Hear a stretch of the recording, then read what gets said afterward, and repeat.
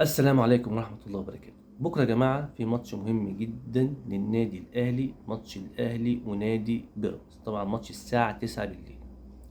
الماتش مهم وصعب على النادي الأهلي. طبعا الأهلي بدأ الموسم تذبذب نتائج وحش جدا، الأهلي بدأ الموسم وحش جدا. فالأهلي بكرة إن شاء الله عنده ماتش في غاية الأهمية. فالتشكيل المتوقع للنادي الاهلي بكره ان شاء الله في ماتش بيراميدز: عندك محمد الشناوي في حراسه المرمى، عندك اتنين مساكين اشرف داري وبيكهام، عندك هيرجع طبعا محمد هاني هيرجع باك يمين، عندك باك شمال كريم فؤاد، عندك ثلاثة في خط النص زيزو، وعندك ديانج. واحتمال لسه هيتحدد النهارده هل محمد علي برمضان جاهز للمباراة ولا لأ. هيتحدد النهارده. في حالة محمد علي برمضان مش هيلعب أحمد رضا مكان محمد علي برمضان.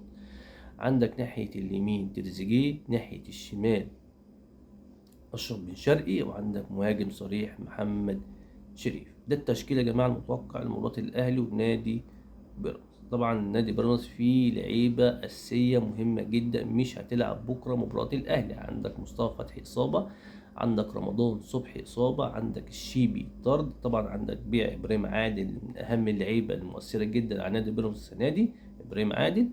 وعندك طبعا إصابة قوية جدا، وطبعا